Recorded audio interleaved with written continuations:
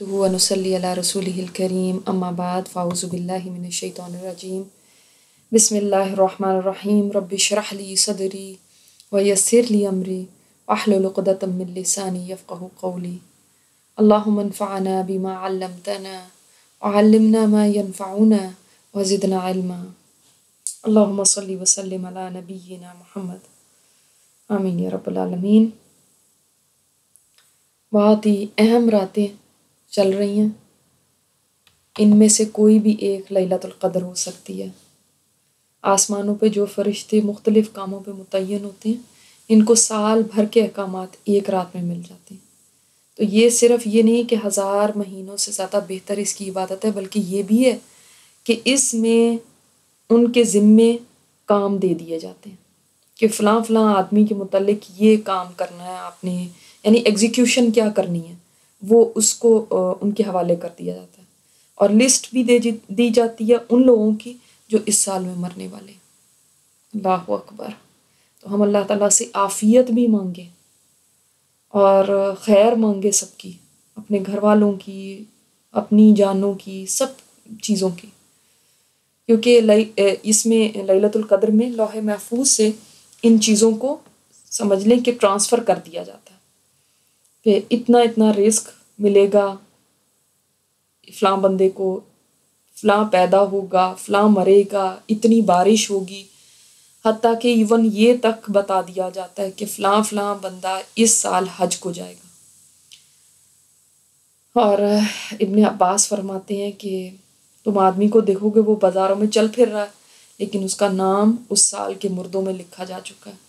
تم دیکھو گے کوئی آدمی شادی کر رہا ہے، اس کے بچہ پیدا ہوتا ہے، لیکن آسمان میں اس کا نام مردوں کی لسٹ میں آ چکا ہوتا ہے۔ تو ہمیں یہ دیکھنا ہے کہ یہ رات اتنی زیادہ اہم ہے، یہ ساری راتیں، اس لیے کہ ان میں سے کوئی رات بھی ہو سکتی ہے۔ دوسری اہم بات یہ ہے کہ اس میں جو بھی ایمان کے ساتھ اور اس نیت سے کہ اللہ تعالیٰ مجھے ثواب دے، اس کے ساتھ عبادت کے لیے کھڑا ہوگا تو اس کے پچھلے سارے گناہ اللہ تعالیٰ معاف کر دیں گے، اور جو اس سے محروم رہ گیا بڑا بدبخت ہی ہوگا جو اس سے محروم رہ جائے، کیونکہ یہ راتیں اگر کسی کو معلوم بھی ہے اس کی یعنی اہمیت اور اس کے باوجود وہ اس سے فائدہ نہ اٹھائے تو ظاہر ہے اس کی محرومی کی پھر کیا کہنے۔ اور علامہ راضی فرماتے ہیں کہ فرشتوں نے جب انسان کو پہلی دفعہ دیکھا تھا تو اے انسان تجھ سے نفرت کی تھی، اور اللہ تعالیٰ کی بارگاہ میں عرض کیا تھا کہ ایسی چیز کو آپ نے پیدا کیا جو دنیا میں فساد کرے، خون بہائے۔ اس کے بعد والدین نے جب تمہیں پہلی دفعہ دیکھا تھا تو تم منی کے قطرے تھے، ایک سپرم تھے، تو تم سے نفرت کی تھی، حتیٰ کہ کپڑے کو اگر لگ جاتا تو کپڑے کو دھونے کی نوبت آ جاتی تھی۔ لیکن جب اللہ تعالیٰ نے اس قطرے کو اتنی پیاری صورت دے دی تو والدین بھی اب شفقت کر رہے ہیں، والدین بھی پیار کر رہے ہیں، اور ملائکہ بھی اتر رہے ہیں تمہارے لیے، کیونکہ اس رات میں تو یعنی فرشتے اترتے ہیں اتنی بڑی تعداد میں، اور جبرائیل علیہ السلام ان کے لیڈر ہوتے ہیں، اور ان کے ساتھ یہ پورا کا پورا فرشتوں کا گروہ اترتا ہے، اور جس کو بھی ذکر میں مشغول دیکھتے ہیں اس کے لیے رحمت کی دعا کرتے ہیں، اور ہر خیر کا امر لے کر اترتے ہیں۔ تمام رات یہ سلامتی کی رات ہے، اتنی سلامتی ہے اس رات میں کہ مطلع الفجر تک، یعنی یہ پوری رات سلامتی، کوئی اس میں یہ نہیں ہے کہ کوئی خاص حصے میں برکت ہو اور باقی حصے میں نہ ہو، صبح ہونے تک برکتیں ہی برکتیں ہیں، اس سے زیادہ بڑی کیا بات ہو سکتی ہے پھر۔ تو فرشتے جب آتے ہیں تو ساری جگہ زمین پہ پھیل جاتے ہیں، کوئی گھر چھوٹا بڑا، جنگل میں، سمندر میں کوئی کشتی ہے، کسی جگہ پہ بھی کوئی مومن ہے نا تو وہ فرشتے اس سے مصافحہ کرتے ہیں، ہینڈ شیک کرتے ہیں۔ صرف ان گھروں میں نہیں جاتے جہاں پہ کتا ہو یا پگ ہو یا حرام کاری کی وجہ سے کوئی جنابت کی حالت میں ہو یا تصویر ہو، بت ہو کوئی، تو تب جہاں پہ بھی تصویریں وغیرہ لٹکائی جاتی ہیں جن گھروں میں تو وہاں پہ فرشتے نہیں پھر داخل ہوتے۔ تو اللہ تعالیٰ کی اتنی بڑی رحمت سے اپنے ہاتھوں سے انسان خود کو محروم کر لیتا ہے۔ تصویر لٹکانے والا تو کوئی ایک آدھ ہوتا ہے، مگر اس گھر میں رحمت کے فرشتے داخل ہونے سے روکنے کی وجہ سے سارے ہی گھر کو رحمت سے محروم کر دیا۔ تو ان راتوں سے انشاءاللہ فائدہ اٹھانا ہے۔ نیند آ بھی رہی ہو، وضو کر لیں، اٹھیں اور وضو کر لیں، اور بستر کے قریب نہ بیٹھیں، بستر سے دور ہو کے بیٹھیں۔ اللہ تعالیٰ ہمیں ان راتوں کی برکتیں سمیٹنے والا، رحمتیں سمیٹنے والا بنا دے، اور اللہ ان راتوں میں ہمارے لیے، ہمارے گھر والوں کے لیے جو فیصلے ہوں ان میں عافیت ہو ہم سب کے لیے۔ اللہ سب کی زندگی صحت تندرستی کے ساتھ فیصلے، اس چیز کے فیصلے فرشتوں کو آج دیے جائیں، اگر آج کی رات ہے تو۔ اللہ تعالیٰ ہم سب کو اس میں بہترین عبادت کی، ذکر کی اور دعاؤں کی توفیق عطا فرمائے۔ آپ اگر نفل پڑھیں تو نفلوں میں آپ سجدے میں جا کے اللہم انک عفو کریم تحب العفو فاعف عنا، یہ جو دعا ہے آخری عشرے کی، اس دعا کو آپ مانگ سکتے ہیں، اس لیے کہ یہ مسنون دعا ہے۔ سجدے میں صرف آپ قرآنی دعائیں نہیں مانگ سکتے، مسنون دعائیں آپ مانگ سکتے ہیں۔ تو چونکہ مسنون دعا ہے تو آپ جو سجدے کی تسبیح کر کے اس کے بعد لمبا یہ وہ کریں سجدہ، اور اس کے اندر دعا کریں۔ چلیں جی، انشاءاللہ تعالی ہم چلتے ہیں۔ ہم نے اپنی سیریز شروع کی ہوئی ہے، میدان محشر میں میری کہانی۔ آپ تیار ہیں اس کے لیے؟ آج دنیا کوشش کر رہی ہے نا کہ کوئی ٹائم مشین بنا لے، جسے فیوچر میں جا کے کچھ دیکھ کے آ جایا کریں کہ کیا ہونے والا ہے، کیا بننے والا ہے۔ تو اللہ تعالیٰ نے ہمیں قرآن و حدیث کے ذریعے وہ فیوچر دکھا دیا ہے جہاں تک کوئی نہیں پہنچ سکتا، کوئی سائنس، کوئی فلسفی، کوئی ہمیں بتا ہی نہیں سکتا۔ کتنی مرضی یہ چاند تک بھی پہنچ جائیں، اس سے آگے بھی پہنچ جائیں، پھر بھی یہ ہمیں وہ باتیں نہیں بتا سکتے جن کا ٹریلر اللہ تعالیٰ نے دنیا میں صرف دکھایا ہمیں قرآن و حدیث میں۔ صرف ٹریلر ہے یہ، ابھی جو ریالٹی ہے وہ تو دیکھی ہی نہیں ہے۔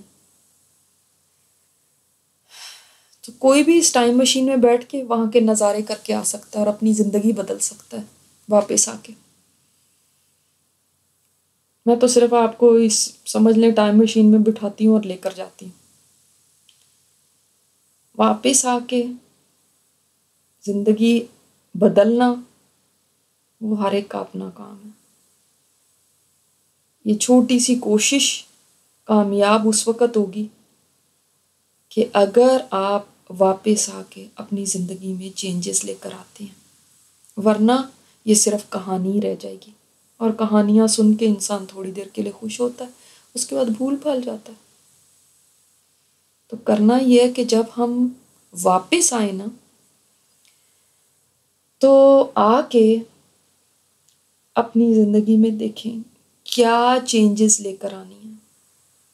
صرف یہ نہ کریں کہ ہائے بڑا ڈر لگا، ہائے یہ سن کے بڑا ڈر لگا۔ میرا مقصد آپ کو ڈرانا ہرگز نہیں ہے، یہ تو فیکٹس ہیں، میں ان کو بدل تو نہیں سکتی نا۔ میں آپ کو جو بھی بتاتی ہوں وہ یا تو قرآن سے ہے یا حدیث سے ہے۔ میں تو خود بھی نہیں جانتی، مجھے بھی اتنا ہی پتہ جتنا آپ کو پتہ۔ اگر صرف وہاں سے آپ کو یہ باتیں اس لیے بتائی جاتی ہیں تاکہ ہم سب اس کو فیل کر سکیں، اور یہ صرف ابھی زبانی باتیں ہیں، وہی میں نے آپ کو کہا نا، اصل حقیقت وہ تو وہیں جا کے پتہ چلے گی۔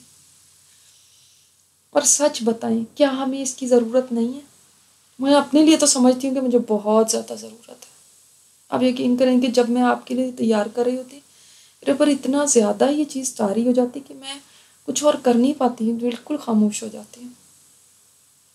اگر اللہ تعالیٰ نے یہ دنیا کی دوسری چیزیں نہ بنائی ہوتی نا، کہ گھر کے اور بچوں کے اور چیزیں، تو یقین کریں انسان شاید زندہ ہی نہیں رہ سکتا، بیمار پڑ سکتا ہے۔ اس قدر زیادہ یہ چیزیں اثر کرتی ہیں ذہن پہ۔ تو میرے خیال میں مجھے تو بہت زیادہ ضرورت ہے، اور میں سمجھتی ہوں کہ جو اس سے فائدہ اٹھا لے گا کل کو جا کے پچھتانے سے بچ جائے گا، اور جو نہیں فائدہ اٹھائے گا اس کے لیے کہانی ہی ہے بس، اور یہ کہانی تبھی کھلے گی اس کے سامنے جب وہاں پہنچے گا۔ اللہ اکبر، چلتے ہیں وہاں جہاں تک ابھی تک کوئی نہیں پہنچا، مگر اللہ تعالیٰ نے ہم سب کو موقع دے دیا ان راتوں میں کہ ہم وہ مناظر دیکھ سکیں۔ انشاءاللہ آپ کے سوالوں کے بھی میں جواب ابھی دیتی ہوں، پہلے ہم یہ سب بات کر لیں پھر انشاءاللہ۔ تو یہ اللہ تعالیٰ کا نا بہت بڑا فضل سمجھے اپنے اوپر، بہت بڑا اللہ تعالیٰ کا کرم سمجھے کہ اگر ہم وہ مناظر دیکھ سکیں دل کی آنکھ سے۔ ہم اپنی کہانی میں یہاں تک پہنچے تھے کہ میرا عمل میزان میں تلنے کے لیے اب تیار ہے۔ اللہ تعالیٰ کی عدالت تو ایسی ہے کہ جس میں صرف کھڑے ہونا بھی اتنا مشکل ہے کہ انبیاء بھی ڈر رہے تھے اس سے، اور کہاں حساب کتاب دینا پوری زندگی کا۔ یہ بات تو انسان کے ہوش گم کر دینے کے لیے کافی ہے۔ میں نے اپنے اعمال نامے کو دیکھا، اس میں کئی نیکیاں غائب تھیں، اس لیے کہ وہ ان کو دے دی گئی ہیں جن کی میں نے کبھی غیبت کی تھی، جن سے میں نے کوئی زیادتی کی تھی یا جن کا حق مارا تھا، اور ان پر مجھے بڑا افسوس ہو رہا ہے، اس لیے کہ وہ میری نیکیاں جو تھیں وہ میں نے بڑی مشکل سے کی تھی۔ وہ نمازیں، وہ تہجدیں، وہ روزے، نفلی روزے، وہ دوسروں کو معاف کرنا، یہ سب نیکیاں بہت مشکل تھی کرنی، لیکن آج وہ دوسرے لوگ مفت میں لے گئے اور کسی ایک نے بھی مجھے معاف نہیں کیا۔ سب نے خوب فائدہ اٹھایا، کیا اپنے اور کیا پرائے۔ یہاں پہ معافی کسی کی طرف سے نہیں ہے، کوئی انسان دوسرے پر ترس نہیں کھا رہا۔ دوسری طرف مجھے یہ خوشی بھی ہے کہ بہت سارے گناہ میرے اعمال نامے سے اللہ تعالیٰ نے نکال دیے اور ان کو معاف کر دیا، کیونکہ یہ گناہ وہ تھے جن پہ میں نے توبہ کی تھی۔ آج شکر کر رہی ہوں کہ توبہ کر لی تھی، کہیں اپنی بے پردگی سے توبہ کر لی تھی زندگی میں، تو وہ دن جن میں میں بے پرد پھری تھی اللہ نے ان کو معاف کر دیا۔ اسی طرح دنیا میں جہاں پہ میں نے نمازوں میں کوتاہی کی تھی اور اس کے بعد دعا کی تھی اللہ تعالیٰ سے، عزم کیا تھا اور توبہ کر لی تھی، تو اللہ تعالیٰ نے وہ جو میری نمازیں چھوٹ گئی تھیں، جو فرض نمازیں چھوٹی تھیں، ان کی جگہ آج میری نفلی نمازوں کو رکھ دیا اور میرے ان دنوں کو مجھے معاف کر دیا جن میں میں نمازوں میں کوتاہی کرتی تھی۔ میں نے زندگی میں توبہ کر لی تھی کہ میں مشرکوں کے طریقے نہیں اپناؤں گی، تو اللہ تعالیٰ نے وہ جو پہلی زندگی تھی جب مجھے نئی ہدایت ملی تھی، وہ سب میرے کام معاف کر دیے۔ آج اللہ تعالیٰ بہت معاف کرنے والا ہے، اور اعمال نامے میں مجھے سب سے زیادہ خوشی اپنے استغفار کو دیکھ کے ہو رہی ہے کہ یہی چیز ہے جس نے مجھے آج ان اعمال کی معافی کی طرف، اللہ تعالیٰ سے مجھے معافی دلوا دی۔ اس استغفار نے مجھ سے سوال ہوا ہے زندگی کے بارے میں، میری جوانی کے بارے میں، میرے مال کے بارے میں، میرے علم کے بارے میں۔ میں کم نمبروں سے پاس ہو گئی، لیکن شکر ہے کہ یہ سوال اللہ تعالیٰ نے میرے لیے آسان کر دیے۔ میرا رب کتنا رحیم و کریم ہے، اس نے میری جو توبہ تھی، جو میری استغفار تھی، اس کی وجہ سے جو میں نے زندگی میں کر لی تھی اس کو کیسے قبول کر لیا، ورنہ وہ میری توبہ نہ قبول کرتا تو آج میرا کیا ہوتا۔ کاش میں ان گناہوں پہ بھی توبہ کر لیتی تو جو دنیا میں نے کیے اور کرتی ہی رہی مرتے دم تک، وہ آج میرے اعمال نامے میں ایک پلڑے کو وزنی کر رہے ہیں۔ ایک دن کی تو زندگی تھی، صرف ایک دن کی، پتہ بھی نہیں چلا اس کا، اور میں نے اس میں اپنی بربادی کا کتنا سامان جمع کر لیا تھا۔ آج میرے گناہ اور بھی کم ہوتے تو کم از کم آج اس خوف میں تو مبتلا نہ ہوتی کہ اگر میری نیکی گھٹ گئی تو کیا ہوگا۔ اگر آج بالفرض میری نیکی بڑھ بھی جاتی ہے تو جنت کے کوئی اعلیٰ درجے نہیں پا سکوں گی، جنت کے تو 100 درجے ہیں۔ آج میں تو جنت میں داخل بھی ہو جاؤں تو بڑی بات ہے، یہاں تو اتنا مشکل معاملہ ہے۔ میرے اندر پھر دکھ کی لہر دوڑ گئی، غم سے میرا برا حال ہو رہا تھا۔ آج میں جہنم سے بچ جاؤں تو شکر ادا کرنے کا مقام ہوگا۔ میزان میں میری نیکیاں فرشتے رکھنے لگے ہیں، میری نماز، میرا روزہ، میری زکوٰۃ، میرا اسلام، میرا قرآن آ کے کھڑے ہو گئے۔ میری نمازیں درمیانی سی حالت میں ہیں، بہت زیادہ اچھی حالت میں نہیں ہیں۔ میرا قرآن بھی درمیانی سے حال میں ہے۔ نیکیوں کا انبار لگا ہوا ہے، مجھے کچھ امید تو لگ رہی ہے کہ ہو سکتا ہے میں کامیاب ہو جاؤں، اس لیے کہ میری نیکیاں جیسے جیسے فرشتے رکھ رہے ہیں، نیکیوں کا پلڑا بھاری ہوتا جا رہا ہے، اس لیے کہ ایک میری سبحان اللہ اور ایک میری الحمدللہ کتنا وزنی کر رہی ہے اس کو۔ یہاں پر میرا اچھا اخلاق کتنا وزنی ہو کے تل رہا ہے، اور لا الہ الا اللہ تو سب سے وزنی ہے۔ میرے قلم کی سیاہی بھی آج تل رہی ہے، جس سیاہی سے میں قرآن لکھتی تھی، اللہ کی باتیں لکھتی تھی، اور وہ یتیم بچے جن کی کفالت کا ذمہ میں نے لے رکھا تھا دنیا میں، وہ بھی عمل تل رہا ہے۔ اور یہ مجھے بہت غصہ آیا کرتا تھا دنیا میں، مگر میں غصے کو بہت ضبط کرتی تھی کہ گھر میں لڑائی نہ ہو، آوازیں اونچی نہ ہو۔ میرا یہ عمل بھی نیکی کے پلڑے میں تل رہا ہے، رکھا جا رہا ہے، نیکیوں کا پلڑا بھاری ہوتا جا رہا ہے۔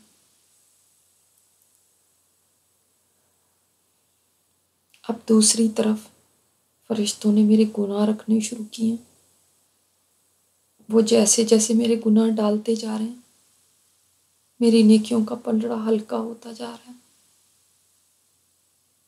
اوپر جانے لگا، گناہوں کا نیچے جھک رہا ہے۔ یا اللہ میرا کیا بنے گا؟ میرے ہوش اڑنے لگے ہیں، ابھی تو اور کئی گناہ پڑے ہوئے ہیں جو ڈالے جانے ہیں۔ اگر میرے گناہ بڑھ گئے، میری آنکھوں سے آنسو ٹپ ٹپ گرنے لگے۔ کوئی یہاں نہیں ہے جو میرا ہاتھ ہی پکڑ لے یا مجھے حوصلہ ہی دے دے۔ دنیا میں پتہ ہے میں بڑی سینسٹیو ہوتی تھی، سوئی سے بھی ڈرا کرتی تھی، ذرا سا انجیکشن لگنے لگتا تھا امی کا ہاتھ پکڑ کے لگواتی تھی۔ کوئی درد تکلیف ہوتی تھی میرے شوہر میرے ساتھ کھڑے ہوتے تھے، کبھی میں اکیلی نہیں رہی تھی، کسی غم کے وقت، کسی دکھ کے وقت بھی نہیں۔ دنیا میں جب میں بیمار بھی ہوئی تھی، ہر وقت کوئی نہ کوئی میرے پاس ہوا کرتا تھا، کبھی ایک آ گیا تو کبھی دوسرا۔ میں تو لوگوں میں گھری رہتی تھی، اپنی فیملی ہی اتنی تھی، اور وہ نہیں ہوتے تھے تو محبت کرنے والی دوستیں ہوتی تھی۔ اور یہاں تو آج میرے اوپر اس قدر مصیبت کی گھڑی ہے اور کوئی ہاتھ تھامنے والا بھی نہیں، کہ اتنے آرام سے سب اپنے مشغلوں میں، لِكُلِّ امْرِئٍ يَوْمَئِذٍ شَأْنٌ يُغْنِيهِ، ہر ایک کو اپنا شغل ہے جس میں وہ مشغول ہے، اپنا کام ہے پڑا ہوا۔ میرے پیارے رب نے تو دنیا میں یہ بات بتا دی تھی کہ تمہیں یہاں کوئی پوچھنے والا نہیں ہوگا۔ یہ سب رشتے جن کو خوش کرتے کرتے تم رب کو ناراض کر دیتے ہو، یہ تمہارے نہیں بنیں گے، یہ اس وقت بتا دیا تھا لاکھوں سال پہلے دنیا میں۔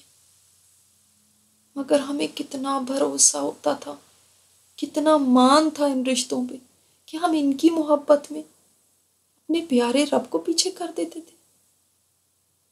جیسے جیسے ایک ایک گناہ میزان میں رکھا جا رہا ہے، میری نظروں کے سامنے وہ سین آ جاتا ہے جب جب میں یہ گناہ کیا کرتی تھی، جس کے کہنے پہ کیا کرتی تھی، اور کتنی لاپرواہی سے کر دیتی تھی۔ انجام کا تو سوچتی بھی نہیں تھی۔ ان دنوں کہاں مجھے یہ سوچ آتی تھی کہ میزان میں یہ تلے گا، اتنی لاپرواہی تھی۔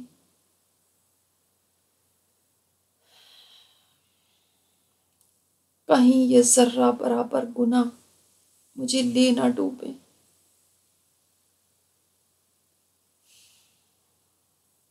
اگر گناہوں پہ میں اسی طرح دنیا میں سینسیٹیو ہوتی جیسے آج ہو رہی ہوں تو میرا یہ حال نہ ہوتا۔ میرے گناہوں کا پلڑا جھکتا جا رہا ہے، اور جیسے جیسے وہ نیچے آ رہا ہے مجھے لگ رہا ہے میرا دل بھی ویسے ہی ساتھ ٹوٹتا جا رہا ہے۔ آج کوئی مر سکتا ہوتا تو میں مر جاتی۔ میرے اوسان خطا ہو رہے ہیں، سارا جسم کانپنے لگا ہے۔ ایک گناہ بھی بڑھ گیا تو یہ فرشتے مجھے چوٹی سے پکڑ کے گھسیٹ کے جہنم میں لے جائیں گے۔ ہائے میری بربادی، ہائے میری شامت۔ گناہوں کا پلڑا تقریباً نیکیوں کے پلڑے کے برابر آنے والا ہے، اور یہ آخری گناہ جو رکھا گیا تو گناہوں کا پلڑا جھک گیا۔ ایک گناہ نے میرا بیڑا غرق کر دیا۔ مجھے تو آج کوئی اپنی نیکی بھی نہیں دے گا۔ یہ آخری گناہ کاش میں نے نہ کیا ہوتا تو آج نجات پا جاتی۔ ہائے میں نے یہ کیا کر دیا۔ اتنے میں مجھے اللہ تعالیٰ کی آواز آتی ہے۔ اللہ تعالیٰ فرما رہے ہیں، اے فرشتوں، اس کا خوف خدا سے کانپنا دوسرے پلڑے میں رکھ دو۔ فرشتوں نے میرا خوف خدا اٹھا کے میری نیکیوں میں رکھ دیا۔ میری نیکی کا پلڑا نیچے جھک گیا۔ میری خوشی کی انتہا نہیں رہی۔ لوگ دنیا میں میرا بڑا مذاق اڑاتے تھے کہ تم بڑی ڈرتی ہو، بڑی روتی ہو۔ ایسا بھی کیا رونا، کچھ نہیں ہوتا، اتنا بھی کیا ڈرنا۔ مگر وہ ڈرنا اچھا تھا، وہ آنسو اچھے تھے جو اللہ کے ڈر سے بہے تھے۔ شکر ہے میں نے بے خوفی اختیار نہیں کی۔ گناہ کر کے بھی ڈرتی تھی، نیکی کر کے بھی ڈرتی تھی۔ خوب لوگ میری باتیں بناتے تھے، خوب میرا مذاق اڑاتے تھے۔ تم کیا ہر وقت یہ باتیں کرتی رہتی ہو؟ آج کیسے ان کو دکھا دوں کہ دیکھو، آج اس عمل نے میری نجات کروا دی، ورنہ میں تو تباہ ہو گئی تھی۔ اللہ اکبر، میرا اعلان ہونے لگا، فلاں بنت فلاں کے گناہ کم ہو گئے، اس کی نیکیاں بڑھ گئی، یہ کامیاب ہو گئی، اب یہ کبھی ناکام نہیں ہوگی۔ اللہ ہم سب کے لیے یہ فیصلہ کر دے، اللہ ہم سب کے لیے یہ فیصلہ کر دے۔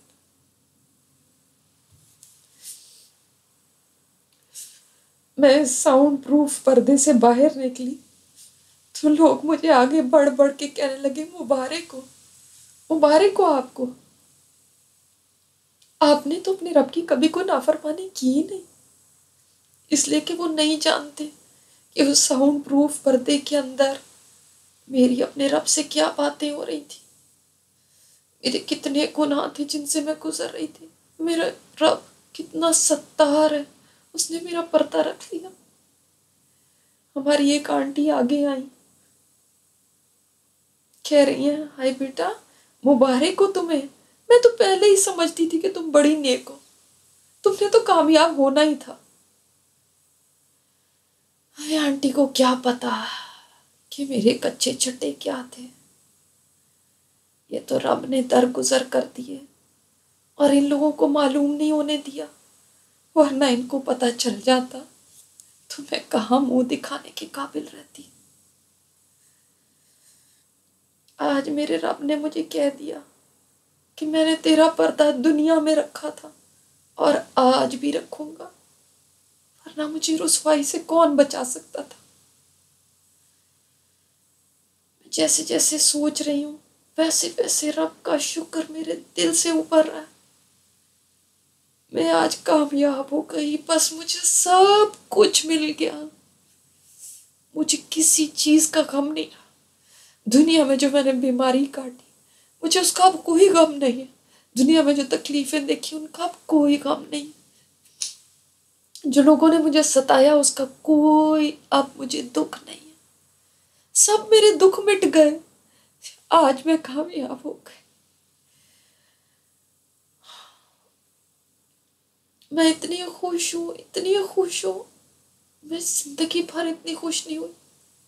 آج یہ خوشی کے آنسو ہیں جو میری آنکھوں سے رواں ہیں۔ آج اگر میرا رب اپنی دی ہوئی نعمتوں کے ایک نعمت کے بدلے میں بھی میری نیکیاں مجھ سے مانگ لیتا تو میری ساری نیکیاں دے کر بھی میں ایک نعمت کی قیمت ادا نہیں کر سکتی تھی، ساری نیکیاں دے کر بھی ایک آنکھ کی قیمت کی بھی قیمت نہیں پوری کر سکتی تھی، تو باقی اعضاء کی اور باقی نعمتوں کی قیمت میں کہاں سے دے سکتی تھی؟ اور گناہوں کے جو انبار ہیں اس کے مقابلے میں نیکیوں کے پلڑے میں کیا رکھتی پھر؟ اگر میری ساری نیکیاں اس نعمت کی قیمت دینے میں چلی جاتی، آج میرے رب کی رحمت نہ ہوتی، اس کا کرم نہ ہوتا مجھ پہ تو میں بچ نہیں سکتی تھی۔ واقعی رب کی رحمت ہی بڑی چیز ہے۔ یہ جو میں نے نیکیاں کی بھی تھی وہ بھی تو اسی رب کی دی ہوئی توفیق سے تھی، اس کے دیے ہوئے اعضاء سے کی تھی۔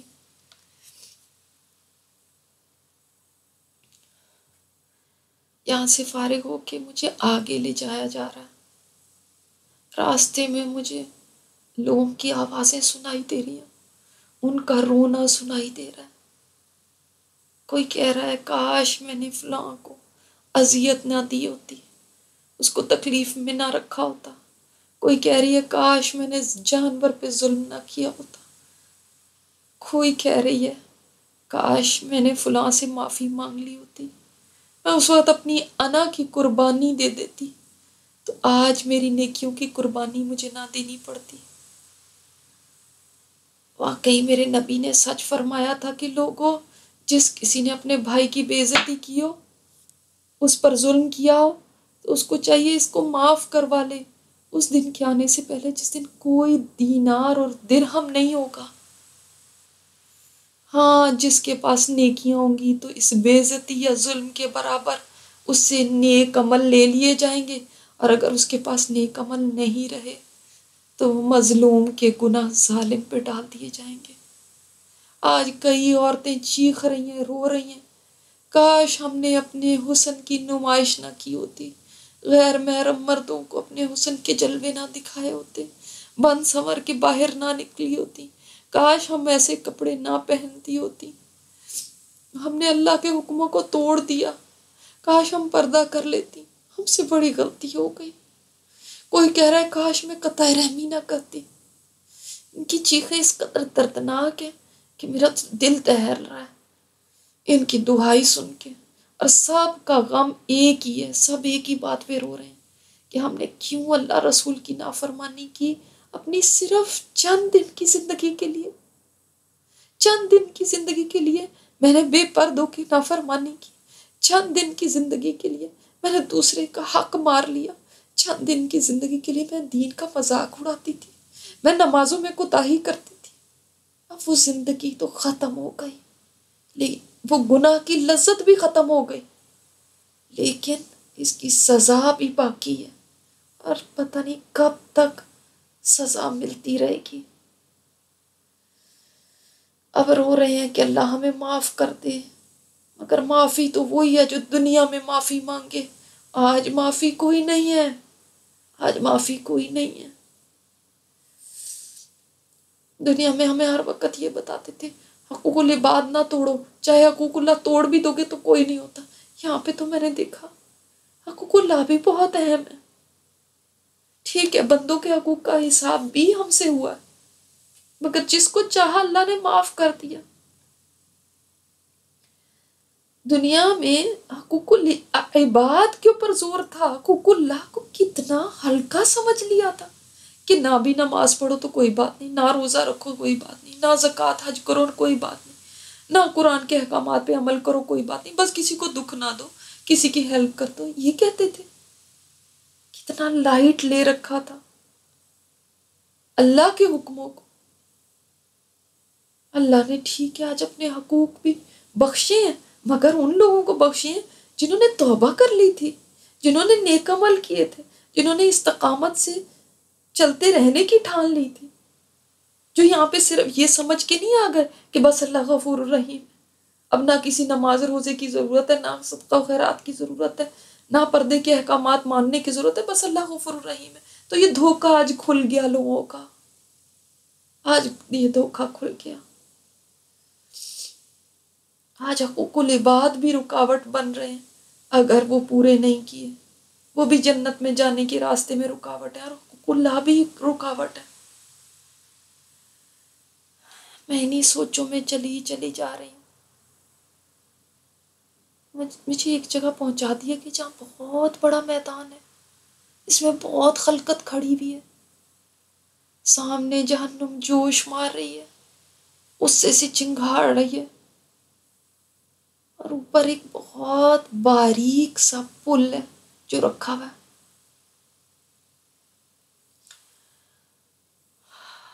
نیچے آگ ہے اور اوپر اتنا سا پل۔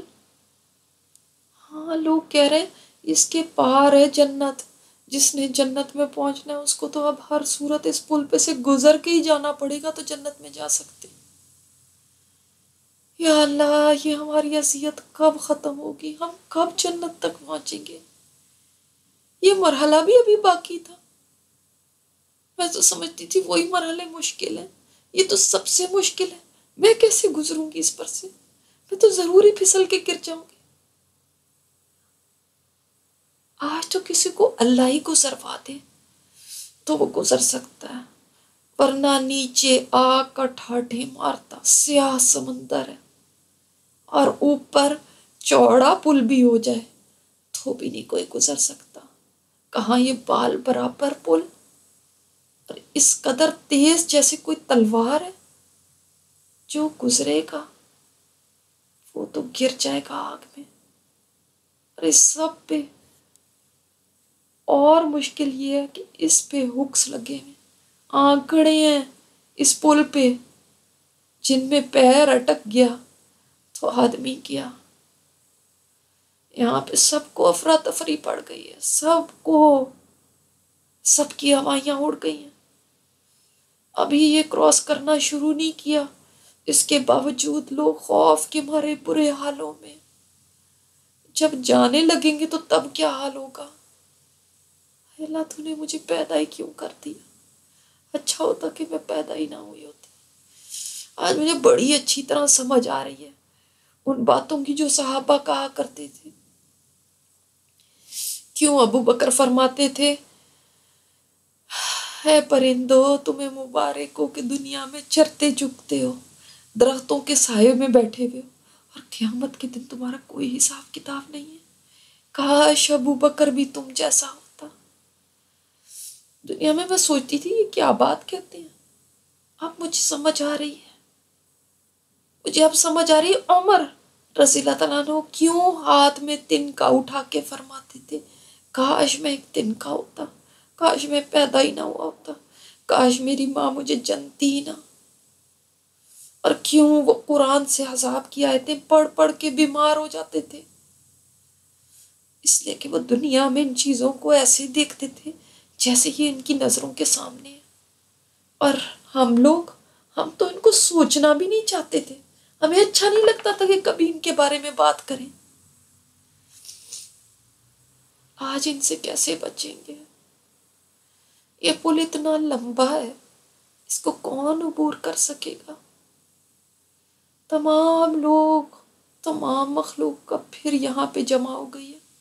وہ جو پہلے میزان کے پاس تھے نا، وہ کئی تو جہنم میں جا چکے، جو بچے کھچے ہیں وہ یہاں آ گئے۔ ابھی میں اپنی سوچوں میں گم تھی ایک دم ہر طرف گھپ اندھیرا چھا گیا، پیچ ڈارکنیس، اتنا اندھیرا ہے کہ ہاتھ کو ہاتھ سجائی نہیں دے رہا، اور جہنم کی چنگاڑیں بس سنائی دے رہی ہیں۔ تمام انسانیت ایک شدید پریشانی میں ہے۔ عام لوگ ہیں ہی، انبیاء تک پریشانی میں، اضطراب میں ہیں، کہیں کچھ نظر نہیں آ رہا۔ ایک دم ایک فرشتہ لوگوں میں نور تقسیم کرنے لگا ہے، ہر ایک کا نام لے لے کے اس کو نور دیا جا رہا ہے۔ فلاں بن فلاں یہ تمہارا نور ہے، اور اے فلاں بن فلاں یہ تمہارا نور ہے۔ کسی کو زیادہ دے رہا ہے، کسی کو کم، ایک برابر نہیں ہے سب کے نور۔ نور ان کے آگے آگے اور دائیں طرف ہیں۔ یہ تو لگتا ہے نیکیوں کے نور ہیں،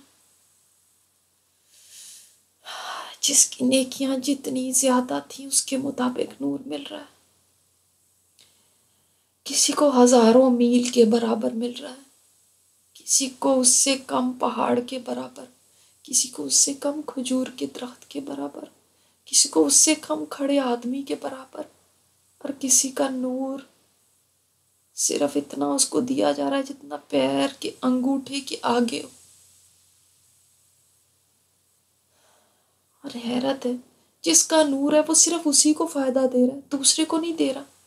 فرشتے نے ایک دم میرا نام لیا، میں اچھل کے آگے ہوئی، جلدی سے مجھے نور دے دے۔ اس نے مجھے نور دیا جو بس میرے آدھے قد کے برابر ہے۔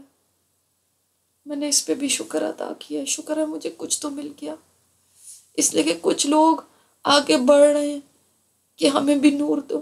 ہمارا نور کہاں ہے؟ فرشتہ کہہ رہا ہے تمہارے لیے میرے پاس کوئی نور نہیں ہے۔ وہ پریشان ہو گئے ہیں، جن کو نور مل گیا وہ تو آج لگتا ہے سب سے خوش قسمت ہے، ان کو مبارک بادیں مل رہی ہیں کہ مبارک ہو، آپ کو نور مل گیا، ایسے کہ جیسے کہ کتنی بڑی کوئی چیز مل گئی ہو۔ اس لیے کہ آج اس کے بغیر کوئی اس پل کو پار نہیں کر سکتا۔ ہم تو دنیا میں بھی اندھیری سڑکوں پہ جاتے تھے تو گاڑی کی ہیڈ لائٹ جلا دیا کرتے تھے، یہاں اس پل کے اوپر سے گزرنا ہے اور نور نہ ہو۔ آج کئی لوگوں کو نور سے محرومی ہو گئی، وہ چیخ رہے ہیں، ان میں میری بیٹی کی ٹیچر بھی ہے۔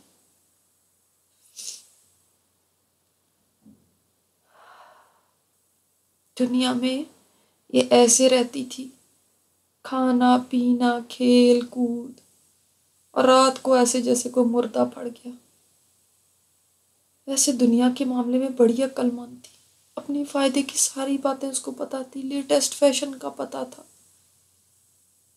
انویسٹمنٹس کا پتا تھا، کون سی چیز فائدے کی کون سی نقصان کی، سب پتا تھی، مگر آخرت اور دین کے معاملے میں بالکل جاہل تھی اور بالکل لاپرواہ تھی۔ قرآن و حدیث کا کچھ علم نہیں تھا، پرواہ ہی نہیں تھی کہ زندگی میں اتنی مگن تھی، کہاں ہوش تھا اس کو۔ دین کی بات آتی تھی بہت چھانٹ چھانٹ کے دین پہ باتیں لگاتی تھی۔ وہ میرے پاس دوڑی بھی آ گئی ہے، کہہ رہی ہے فاطمہ کہ امی آپ پلیز مجھے تھوڑی سی اپنی لائٹ دے دیں گی، آج مجھے بہت ضرورت ہے۔ اب میں کیسے دوں اس کو؟ یہ نور تو نہیں دیا جا سکتا، یہ تو ایسے ہی ہے جیسے کوئی مجھ سے میری آنکھیں مانگ لے کہ اپنی آنکھیں ذرا دیر کو دے دیں۔ میں کیسے ہی دے دوں؟ مجھے بھی تو پل کراس کرنا ہے۔ میں نے کہا دیکھیں نور تو وہاں پیچھے مل رہا ہے، آپ جا کے پیچھے سے لے کر آئیں۔ کہتی ہیں اچھا میں نہیں دے سکتی تو میرے ساتھ شیئر ہی کر لیں، میں آپ کی لائٹ کے سہارے چل لوں۔ میں نے اس کو بتایا بھی ہے کہ دیکھو آج نور جو ہے ہر ایک کو اپنا اپنا فائدہ دے گا، آپ کی اپنی لائٹ ہونی چاہیے۔ ابھی ہم باتیں کر ہی رہے ہیں، ایک دیوار ایک دم آ گئی ہے میرے اور اس کے درمیان، اور دیوار کے پیچھے بہت سارے لوگ رہ گئے، بہت سارے اس طرف ہیں، بہت سارے اس طرف ہیں۔ اف وہ وہاں سے آوازیں دے رہے ہیں. مجھے اس ٹیچر کی بکھلائی ہوئی آواز بھی آ رہی ہے کہ پلیز مسز احمد پلیز، آپ کہاں چلی گئی ہیں؟ آپ تو مجھے جانتی ہیں نا، میں تو آپ کی بچی کو پڑھاتی تھی، میں تو آپ کے ہمسائے میں ہی رہتی تھی، آپ تو مجھے جانتی ہیں نا، پلیز آپ ذرا یہاں سے مجھے نکالیں، آپ کہاں چلی گئی ہیں؟ میرا دل لرز رہا ہے اس کی آوازوں سے. اور بھی کئی لوگ ہیں وہ اپنے جاننے والوں کو آوازیں دے رہے ہیں، کوئی اپنے رشتے داروں کو، کوئی اپنے ماں باپ کو، کوئی اپنے بچوں کو، کوئی اپنے اور پیاروں کو. کئی آوازیں آ رہی ہیں. کوئی کہہ رہا ہے امی جی امی جی، کوئی کہہ رہا ہے بھائی جان، کوئی کسی کا نام لے رہا ہے، کوئی کسی کا. مگر یہاں تو کوئی ٹس سے مس ہی نہیں ہو رہا. آخر یہ اس آدمی نے ہمت کی ہے، اس نے کہا بھائی تم لوگوں نے خود اپنے لیے دنیا میں خود کو امتحان میں ڈالا تھا، تم لوگوں نے خود فتنے کی جگہوں پہ اپنے آپ کو لے کے گئے تھے. تم نے موقع پرستی کی تھی، جب دین اور دنیا کے درمیان ٹائی پڑتی تھی تم دنیا کو ترجیح دیتے تھے، تم اپنے فائدوں کے لیے خود کو ایسی سچویشنز میں ڈالتے تھے جس سے تمہارا دین جاتا رہتا تھا. تم دین کے بارے میں ہمیشہ ڈاؤٹ فل رہتے تھے. یہ آدمی کہہ رہا ہے میں نے تمہیں سمجھایا بھی تھا لیکن بھائی تم باز نہیں آئے تھے نا، اور اسی میں تم دنیا سے چلے گئے تھے. مجھے تو سمجھ ہی نہیں آ رہی تھی کہ میں کیا کروں، میں کیا کہوں. دل چاہ رہا ہے یہ ٹیچر بس کریں، مجھے آوازیں نہ دے، مجھے نہ پکارے، میری طبیعت بے چین ہو رہی ہے. مجھے تو خود آگے جانا ہے، میری تو آگے خود اتنی سخت منزل ہے، میں کیسے توجہ دوں، میں کیا کر سکتی ہوں اس کا. آج تو یہاں پہ سب کو اپنی اپنی پڑھی ہوئی ہے کہ کہیں میرا نور نہ بجھ جائے، اس لیے کہ بعض لوگ ایسی ہیں جن کا نور کبھی جلتا ہے کبھی بجھتا ہے. کسی کو نہیں اب کسی کا ہوش، نہ ماں باپ کا خیال ہے، نہ کسی کو اپنے بچوں کا ہوش ہے. مجھے خود اپنے نور کی فکر ہے بھائی، کسی وقت اگر یہ بجھ گیا تو کیا ہوگا.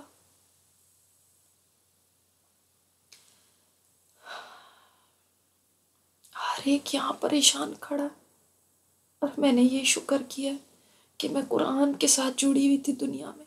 آج یہ قرآن کا نور مجھے ملا ہے، اور مجھے اپنی کلاس فیلو دور نظر آ رہی ہے، اس کے پاس مجھ سے زیادہ نور ہے. وہ بہت سیریس تھی قرآن کے معاملے میں، بہت وقت لگاتی تھی اس کے ساتھ. آج قرآن کی ایک ایک آیت نور بن گئی ہے. کئی لوگوں کو سورہ کہف پڑھنے کی وجہ سے نور ملا ہوا ہے. اب پل صراط کو پار کرنے کا مرحلہ شروع ہونے والا ہے جس سے سب کو اکیلے اکیلے گزرنا ہے. میرا کیا ہوگا اس میں؟ لوگوں نے لائنیں بنانی شروع کر دی ہیں. ایک لائن سنگل لائن ہے، سب کو اکیلے اکیلے گزرنا ہے. لگتا ہے یہ لاسٹ چیکنگ ہے جنت سے پہلے کے لیے. یہ مرحلہ اسی لیے بڑا مشکل ہے. اب لوگوں کی چھانٹی ہو جائے گی. میرا کیا بنے گا؟ زندگی رہی تو کل اس کے اوپر بات کریں گے. آج اپنے آپ کو تصور میں وہاں محسوس کریں اور اللہ تعالیٰ سے دعائیں مانگیں. اللہ سے دعا کریں کہ اس دن ہمارا نور مکمل ہو جائے، جس دن کوئی کسی کو نور نہیں دے گا، جس دن کوئی کسی کے کام نہیں آئے گا، جس دن کسی کو کوئی ہوش نہیں ہوگا. ربنا اتمم لنا نورنا، اللہ ہمارے نور کو اس دن مکمل کر دینا. سبحانک اللہم و بحمدک نشہد ان لا الہ الا انت نستغفرک و نتوب الیک.